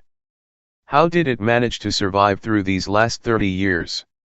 Before, I really didn't know all this. On seeing like this, some parts of suffering just dropped off. It is like shaking a fruit tree, a lot of fruits will fall down easily, but others don't come down, one has to pick them or use a long pole. There was still suffering, comparable to being in debt $100, and one has already paid off $70 to $80. Or compare it to carrying a weight of 100 kilograms, and one loses at least 70 kilo. The parts of suffering that dropped off really had an effect, it really was the stream of liberation from suffering.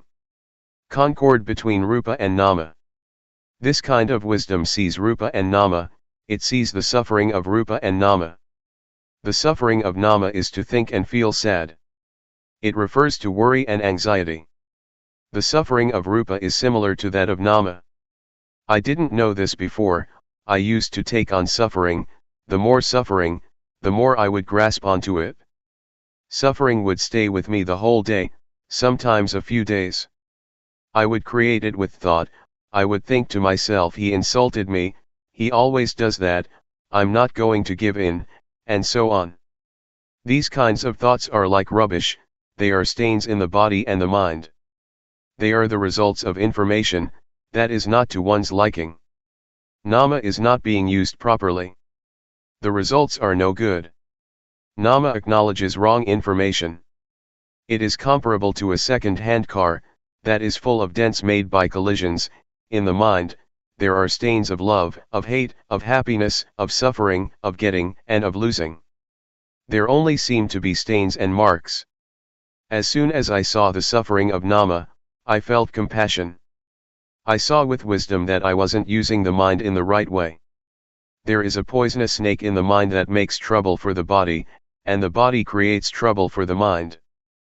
But when awareness arises, there is concord, there is a sense of neutrality between them. Actually, a lot of harmony arises between body and mind. Body and mind no longer oppress each other, there are no more problems. Now, I know. There is realization. I see the suffering of Rupa and Nama, and the next stage is to see the disease of Rupa and Nama. The disease of Rupa refers to sickness, pain, fevers, and dangers of the body. The disease of Nama refers to impurities of the mind, craving, etc., that defile the mind and make it dirty. The disease of defilement, of craving, of happiness, of suffering, of love, and of hate, kill one, that is to say, they kill the normality of mind. This is the way it is. When I saw things like this, it was as if I was cured from a disease, just as if I went to the doctor with a stomachache, and took medicine for it. It really was like that. Seeing like this made me overcome and be liberated from problems. Knowing Rupa and Nama acting, religion is the individual. Then I understood that the actions of Rupa and Nama are good, because of this Rupa and Nama, they perform bad actions because of this Rupa and Nama. Whether it is right or wrong depends on this Rupa and Nama. And I understood religion is the individual. An individual means, a body and a mind. People from all nationalities have a body and a mind. Religion is the person. A person acts in a good or a bad way through using Rupa and Nama. One abandons evil with Rupa and Nama. Religion is your life. If one still acts, speaks and thinks in bad ways, one may recite the formula of taking refuge in the Buddha, Dhamma, and Sangha, Buddhang Saranang Gacchami etc., but one won't be a religious person. This is just religion according to registration, one hasn't yet experienced what real religion is. I understood things like this. Oh, real religion means the individual. Religions teach people to do good and to refrain from evil, this is what religion is. Knowledge enters into this, it is like a stream. One keeps reviewing things, such as Rupa Dhamma and Nama Dhamma. One sees the conditions of Rupa and Nama, whatever arises with Rupa, is a condition of Rupa, whatever arises with Nama, is a condition of Nama. They are not permanent, they are rubbish. Before, I grasped them, grabbed hold of them, I clung to conditions as being self, heat was self, cold was self, hunger was self. Before, I took those things and made them into a problem, I made all those things into suffering. Actually, it is good to be hungry, one should be thankful to hunger. Heat is the same and so is cold.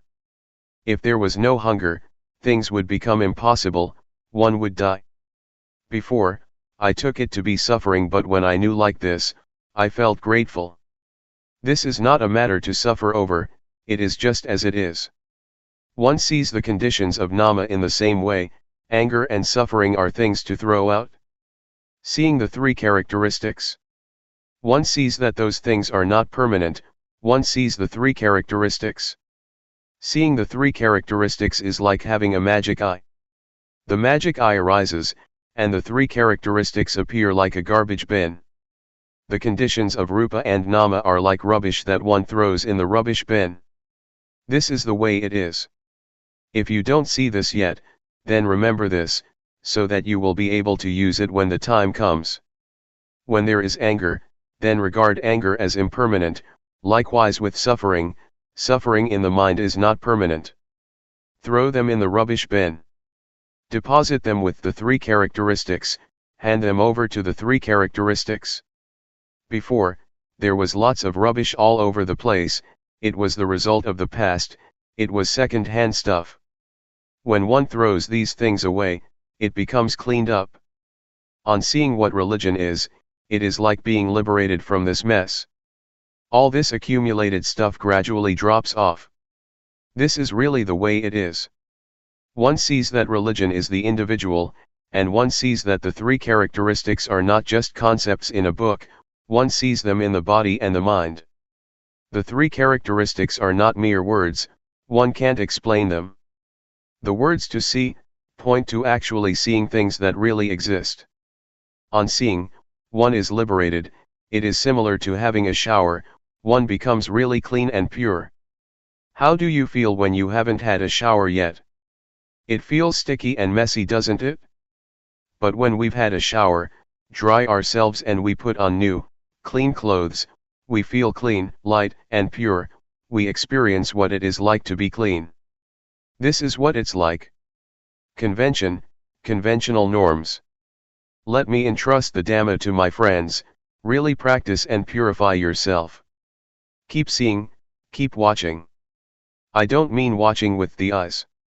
Keep practicing with the movements of the body. We do walking meditation and the rhythmic meditation. We keep knowing, we keep watching. We have to practice with the body and the mind in order to see religion. We continuously watch and we will see, things will reveal themselves. It is as if a door opens for us and we can see. One sees convention, conventional norms. There is both physical and mental convention. Material things, fields, wife, husband, and children and so on, are material objects, solid things. This kind of convention, we might call, true according to convention. Mental convention is thought that gives value to things, as good, not good, likable, not likable, etc. We assume things, to be like this or that, and we take convention too serious. The world is full of convention. We live in convention. Our whole life is convention. Fame and titles, material objects, possessions, houses, and whatever it may be, it is convention. We assume this and feel brave, we assume that and we are afraid, we even get angry because of convention. It is a big mess. There is so much of this convention. Objective matter, ultimate meaning, and changing conditions. There is what can be called objective matter, ultimate meaning, paramatha, and changing conditions. In and outside of oneself. Trees, mountains, the earth, the sky, and the weather, are examples of the external. We create them through convention. Originally, they are just nature, and then we go and assume them to be this and that. Internally, there are suppositions of flesh, skin, hair, and so on. The eye, ear, nose, tongue, body, mind, and their interactions with form, sound, smell, taste, etc., are a kind of objective matter. Both internally and externally, there is objective matter, ultimate meaning, and changing conditions. Many of them are connected with living beings and their lives, the world is full of them. This is what one realizes and comes to know, one understands and sees convention. Before, I depended on thought to create magical verses, to create what is good, what is wrong, and I even created merit by using thought. In the past, I created all merit from outside, by thinking, sometimes I would think to get something good from other people, or from material things. I took refuge in external things, such as charms and talisman. I would do good actions and make merit depending on others, thinking that others would be able to give me merit, believing that to do like this and that would be meritorious. It's just thought. It's convention. The various conditions and magical chants are nothing but convention. I didn't know this before, but when I understood convention, all this magical stuff lost its allure. Before, as a magical healer, I used to teach people to depend on me, but now I must look after myself. One does what is good and what is bad by oneself. I don't get lost, convention doesn't fool me anymore. Now, for me, all words, all abuse, is just convention, praise as well as blame. It is convention that people use, but we go and take it serious. When those things are on top of us, they can control our minds. As soon as I understood this, I suddenly felt so light. This knowledge is very expansive, it is like something opening up and seeing the scenery. One watches and one really sees, on seeing the truth the mind becomes good. It's not just gladness, it is goodness. The expressway, the freeway. Sitting here, a deer comes up to me. It is watching me. The weather is just great at Carmel, USA. The atmosphere is good, the state of watching is fluent, it is very convenient. One watches all the way from the beginning. One sees, starting with the body and then the feelings. It is an eye, a magic eye, it watches and watches. It is a magic eye indeed. The beginning stages are supportive, they are like cheerleaders that back one up, it makes things easy and convenient. It is as convenient as the roads in America. It is like a freeway, a highway, there are no traffic jams, one can always keep going, one passes easily and doesn't get stuck. These freeways are very big, 8 lanes on each side, and they don't drive slowly, as in Thailand. At least 100 kilometers an hour. But one has to be careful of wild deer, they put up signs, watch out for wild deer crossing the road. One day, as I was sitting in a car going to Long Island, I saw nothing but forest for 3 hours, and I saw a car that had collided with a deer. They've made signs of a wild deer crossing the road, they don't have signs of cows and buffaloes, as in Thailand. Their freeways sure are big and wide. If one practices in the right way, it is convenient. It is right view. When right view arises, everything becomes easy. One can go on, go through. It is like that from the beginning, one steps on the right path and things become fluent, the mind is in a good state. To have the mind in a good state is to have merit. To experience the good mind, the light mind, the mind that sees reality, this is what merit is all about.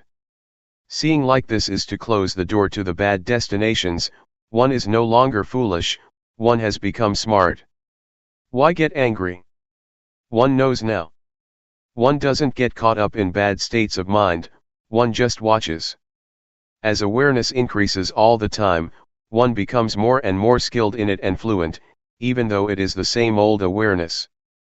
When we do something, often, it can become an art. A craftsman uses his old saw or knife, but he is skilled and gets better and better. If we were to use his saw or knife, we couldn't do the things he can. It is an art. Athletes are the same, they play for a long time and they become artists, they are fluent and they can be champions. A boxer, for example, when he trains for a long time, can win. Knowing the beginning stages is like a cheerleading team, it gives support to make progress and not to regress. Seeing thought, being a human being. If one practices in the right way and there is right view, right aspiration will arise, and then right action, right effort, and so on. Energy arises and one will see things continuously. One watches and watches and watches. And suddenly, one will see thought. When one sees thought, it happens accidentally. Before, one saw it also, from the beginning of seeing the mind, seeing Dhamma, seeing Rupa Nama is the same. But now, one is suddenly confronted with thought, one really sees it, one sees thought. Before, one saw it too, but not clearly. It was indistinct, one saw it as a stream. But now, one really sees it clearly, one really contacts it. It is hard to express. Thought is something gross, something unjust. On seeing thought, one doesn't just see it and that's all. As soon as one sees thought, the thought collapses, the grossness, and its not being just, cease to be. The unintentional thought stops, it comes to an end. Before, we didn't know thought, but when we see it, the mind rises up. Of this one might say, one has now become a human being. The mind is on a higher level than before, there is a victory. There is no burden, it has put it down. That's what it feels like. It really is hard to describe. I'm now talking about it too fast. Before one has such an experience, it takes quite a while, many days or many months. One knows incessantly and the mind progressively rises higher. One could talk in terms of the mind rising up, or in terms of the mind being purified, being cleaned. When one sees thought, one realizes that one is now a human being. Being a human being is this, it is this state. One sees and understands what angels are, they are not anywhere out there.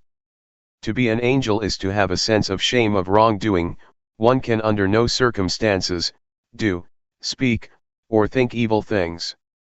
The body, as well as speech and the mind are clean. This is what it means to be an angel. To have a sense of shame to do what is bad, is something that others cannot see. But one sees it oneself.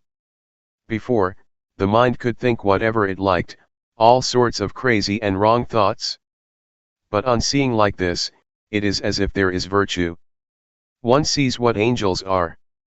I used to think that they lived in the sky, and sometimes I called for them to come and help me.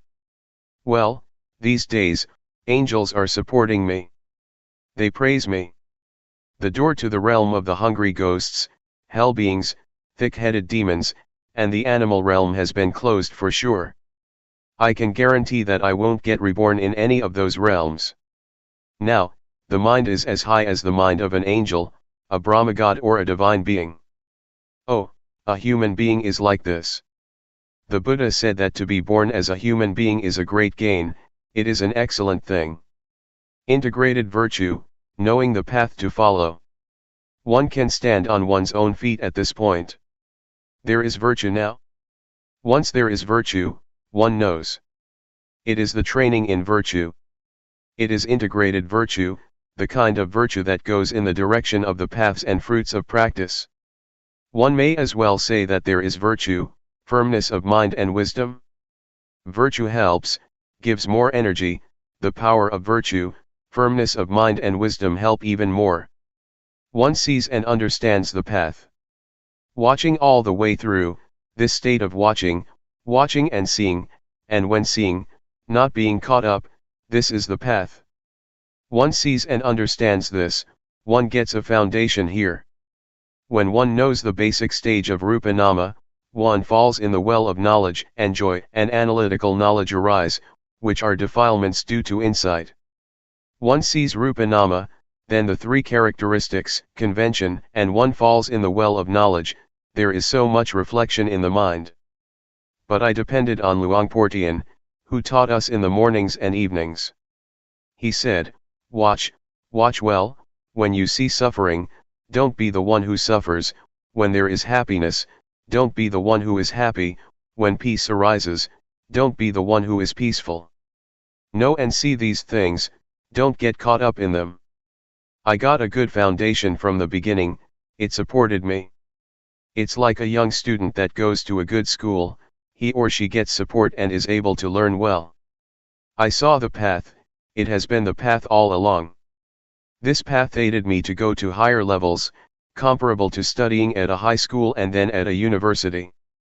Sometimes my fellow practitioners at that time said that, they knew Rupa Nama, but from their actions, behavior, and speech, one could see that it wasn't so. They still quarreled, they still did things without awareness, their minds still concocted things up, and they acted without clarity. This indicated that they didn't know yet. When one reaches this point, of seeing Rupa Nama, how could one think or do like that? Just thinking is already something defiled, and to then speak or act so that one is a burden and quarrels arise, would be impossible. When there is a high level of practice, not just using reasoning and memory, then one sees the path. It is the whole of the practice.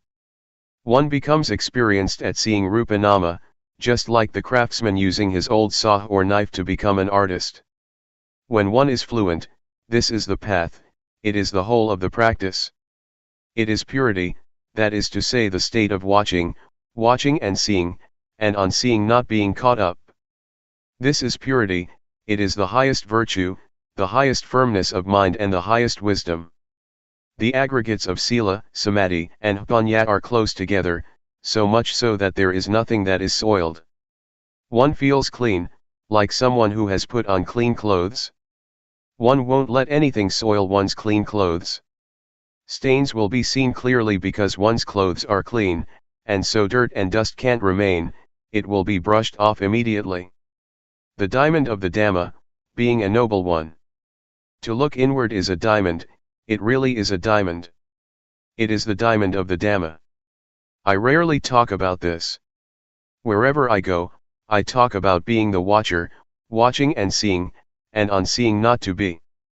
This is the direct way to destroy identification with conditions. This is the diamond that melts down or drills a hole in the fetters. How can the ego remain? Self-view is about the ego, and so is attachment to precepts and practices, the first two of the fetters. The state of watching and seeing, and having seen not being, is very swift. If you don't have any knowledge, then know this matter first and practice with it, it is a shortcut. The way I see it is that, this is putting one on the right track. Just catch on to this. Don't be foolish and get lost, see. And on seeing, don't go and get caught up with what you see. Just pass by, keep passing things. This is the freeway. This is the path. It is the most convenient for practicing, one doesn't waste time, doesn't get stuck or hooked. Don't sit with closed eyes, that's crazy. See what's there. Happiness and peace, for example, see it and pass on. Those fetters are unable to stay. The first three fetters just fall apart. And one really becomes a noble individual. This is the exalted mind, the good mind. At this point, one can know for sure, without a shadow of a doubt, that one is a noble one. Being a noble one happens at this point. The door of the good Dhamma is right here. The state of watching, seeing, and not being is the door to the truth. The noble Sankhya arises at this point. This is not being a noble one through convention, it is more than just reciting the words of the ordination procedure, that is convention. Being a monk is real in the conventional sense, but being a noble one arises at this point. The point of destroying the fetters and the ego. This realization is for the extinguishing of suffering, or the taming of defilement, it brings about coolness, one doesn't cause any trouble or danger, neither for oneself nor for others. Impurities are melted down and digested. There is no more me and mine. This is due to the power of the knowledge from the beginning stages upwards, seeing the three characteristics, convention and suffering. That knowledge is a powerful support to make progress in a dignified and bold manner. Whether it is the 3, 5, or 10 fetters, they all fall apart. There is an enormous energy that causes one to penetrate through. It is the aggregate of sila, samadhi, and jnana, it is supreme virtue, supreme firmness of mind and supreme wisdom. It is complete purity, the body doesn't do anything bad, speech doesn't say anything bad, and the mind doesn't think anything bad. It is purity, it is the whole of the Buddhist way of life. Knowing jhana and jnana. The cankers of sensuality, being and not knowing, which are part of one's character, drop off, as well as defilements such as foolishness, anger, desire, delusion, and belief in all sorts of rites and rituals. They drop off by themselves, one doesn't do anything with them. It is comparable to shaking a tree that has fruits in it, the fruits come down by themselves. But some fruits, one has to pick oneself or get them down with a long pole. This state is like the simile that Luangpor Teean gave of the leech. A leech is sucking our blood, if we pull it off, it will come off, but with difficulty, one side of it comes loose but the other side is stuck. But there is a method for this. When we mix some kerosene with tobacco and squeeze it onto the leech, it will drop off by itself. In the same way, there is a method to let defilements such as the latent tendencies, the three cankers or whatever name they may have, drop off. It is not difficult. It happens in a finger snap. Just like a leech. It's like some custard apples that shrivel up and become black, up in the tree. In the same way, one knows and sees sensual desire, desire for forms and desire for what is formless. One understands the jhana, the first, second, third, fourth, and fifth. Each jhana has a certain number of factors, 4, 3, or 2. This is the level of refinement, the level of purity, of not being stuck. Until one is not stuck or attached at all, it is zero. Zero means that there is no value.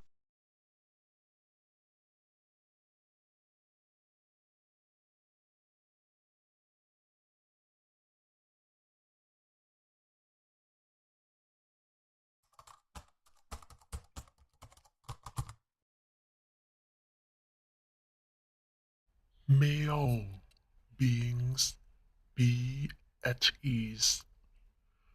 Whatever living beings there may be, whether they are weak or strong, omitting none, the great or the mighty, medium, short or small, the seen and the unseen, those living near and far away, those born and to be born. May all beings be